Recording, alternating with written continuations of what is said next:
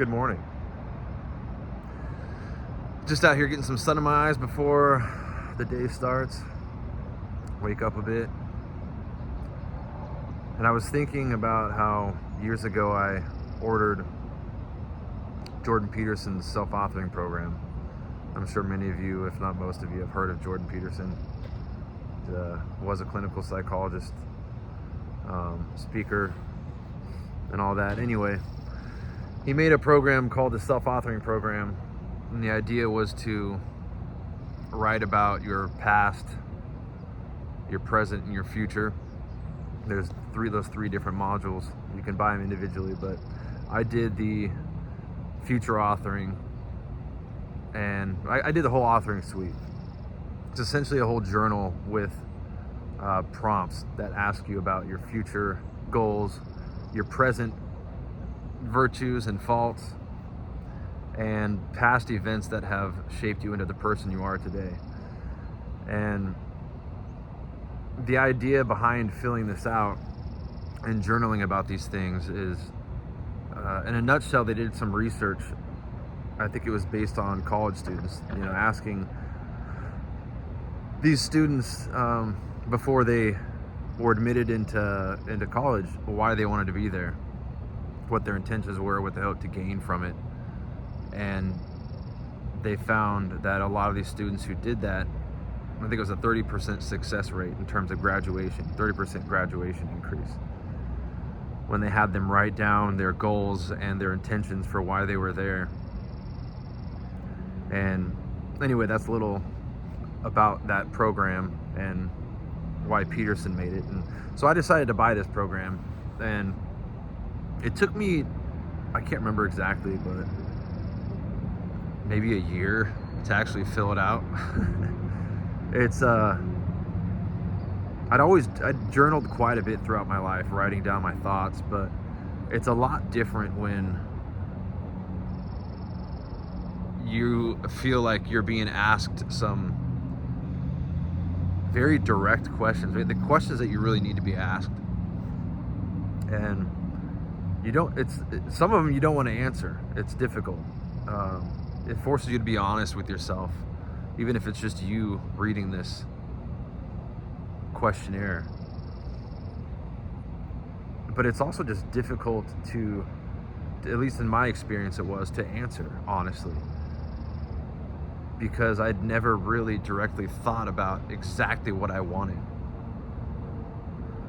Up until I was about 30 years old, I always lived my life just flying by the seat of my ass, for lack of better words, not really thinking about the next day, just living moment to moment, day to day, and just enjoying life, until I realized that was fine in my 20s. It was fun, and I've had some great experiences, but it wasn't sustainable. So eventually, after a year or so, I can't remember how long it took, but I filled out this questionnaire and I went through it, and I surprised myself because as I was writing out these answers to these different questions,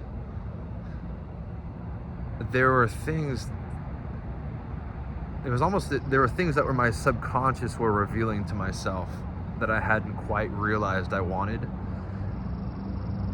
and that I was almost ashamed of wanting. We grow up in a society, or maybe your family and friends pressure you in various ways, implicitly or otherwise, to value what they value, or to value what the group values, and you kind of push away or ignore what you actually want in life.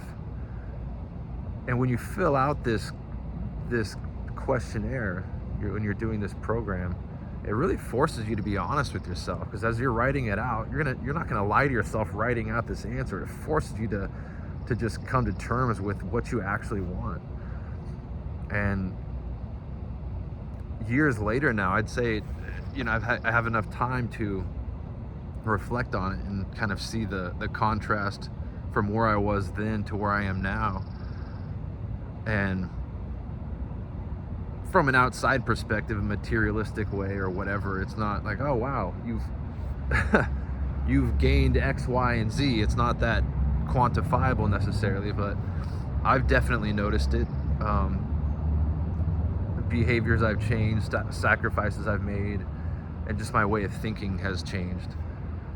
I'm not going to share exactly what it is that I've written down, my goals and stuff. It's kind of beside the point. Not that I have any problem doing that, if anyone's curious, but the point is, whether you do, I'm not, and this isn't, there's no affiliate link in this video. I'm not getting paid for this, obviously. The point is, regardless of the self-authoring program, just write down what you want. If you're unclear about what that is, or if you don't journal, you should journal. Just in general, it helps to get your thoughts out. It helps to really pull out these little nuggets in your subconscious that you might not be aware of. That might help guide you in some way you didn't expect. So yeah, even recording these videos is one way that's helped me. I have a general idea of what I want to talk about.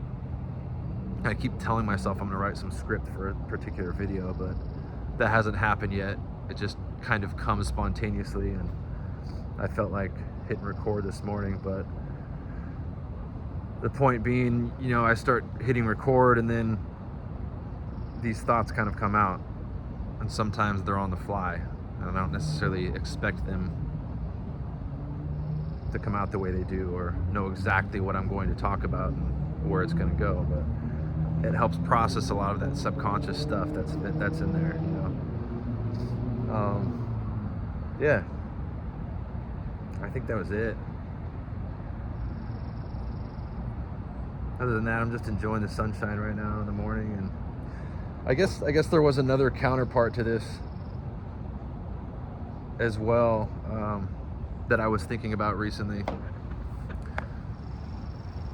One of the reasons I did start that self-authoring program, and I can't say it's changed a whole lot today if I'm being honest, but I'd always been conflicted with these two different arguments. People talk about follow your passion or don't follow your passion, and I don't think it's I think it's a little more nuanced than that. I've had so many interests throughout my life, and a lot of them, like one of the first ones, for example, is playing music. I grew up playing music. I love playing music still, but all it took was was a road trip when I was 17 by myself to LA, and the experience that followed that. Just experiencing LA, and if you want to be a successful musician, all that's where you go. If you want to be an actor, you go to LA, New York. And I hated it there. I'm not a big city person. It was dirty. It was just full of buildings and smog, and the people were rude. At least in my small experience, the short time I was there, that's what I experienced. And that was enough to make me realize in many ways this cascade of realizations that I didn't want to be a musician, a working musician. And I didn't have the talent to just make it happen like that. I didn't want to be some working musician. And anyways, I've had a lot of interests, and many of them I didn't feel were I was passionate enough about to where it drove me to want to pursue them further, whether it was music or this idea or that idea. And I've worked in a lot of different industries with a lot of different jobs, and a lot of them in construction, and I worked in the service industry, landscaping, all just different, gyms, and nothing has quite clicked for me. I never thought, oh, this is my passion, I want to do this, I want to make a career out of this. I went to school briefly, to college briefly, couldn't stand it. I've always just learned on my own for what interests me. I always felt like this was a waste of time, not knowing what I want to do. So if you don't know what you want to do, just keep exploring. Just keep trying different things. I'm still doing that today. And getting to the main point of this, what I was going to say was that it's not so much, I think that fulfillment doesn't come so much from what you do, but it's who you are and what you become in the process of whatever it is you're doing, and the people you meet along the way. And I think that's where I'm at now, and kind of tying it back to a previous video I made about Hunter S. Thompson's letter to his friend about goals and what he wants to do with his life is don't look for goals necessarily, but look for a way of life. Like, what do you want your life to look like?